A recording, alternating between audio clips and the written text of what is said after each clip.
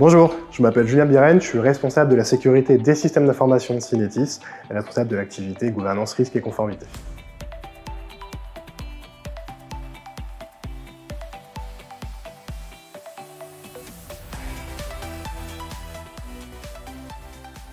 L'ingénierie sociale, c'est une technique qui est vieille comme le monde. On n'a pas attendu l'avènement de l'IT, de la cybersécurité pour en faire. Ça consiste à utiliser des moyens psychologiques pour manipuler sa victime, pour lui faire dire des choses, lui faire des choses qu'elle n'a pas envie de faire, et pour atteindre ses propres objectifs.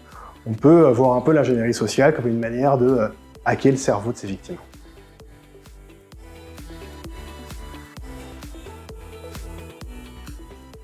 L'ingénierie sociale, en soi, c'est pas une attaque. C'est un outil qui va être utilisé par un attaquant pour pouvoir contribuer à construire et à mener son attaque.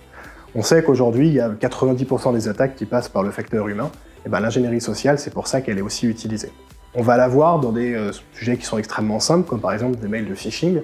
Le phishing, le hameçonnage, le but, c'est de faire cliquer un utilisateur sur un lien ou lui faire ouvrir une pièce jointe.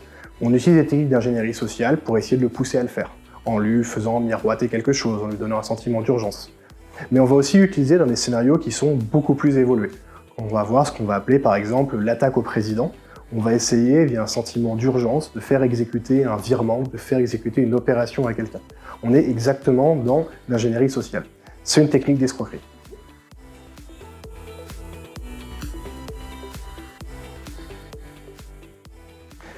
Il y a deux éléments qui sont extrêmement importants. La vision utilisateur d'abord, pour ne pas être victime d'attaques basées sur l'ingénierie sociale. Et là-dessus, l'outil principal qu'on va utiliser, c'est son sens critique, son bon sens. Lorsque vous recevez des messages qui vous semblent suspects, un expéditeur que vous ne connaissez pas, lorsqu'on essaie de vous donner un sentiment d'urgence, de vous faire quelque chose d'inhabituel en prétextant un ordre qui vient d'une autorité importante, lorsqu'on vous demande d'exécuter des actions qui normalement nécessitent des validations et qu'on vous demande de les bypasser, lorsqu'on vous promet des récompenses qui sont alléchantes et qui sont assez étonnantes, dès que vous avez un doute, c'est que forcément, il peut y avoir quelque chose derrière. Donc là-dessus, posez-vous des bonnes questions, vérifiez les informations d'où elles viennent et vous pourrez vous protéger de la grande majorité des attaques. L'autre manière de s'en protéger, c'est plutôt une action du côté des entreprises. Et l'idée, ça va être de mettre en place de la sensibilisation, d'expliquer aux utilisateurs ce que c'est que l'ingénierie sociale, quels sont les indices, qu'est-ce qu'il faut surveiller, comment s'en protéger et comment réagir si jamais on tombe dans le piège.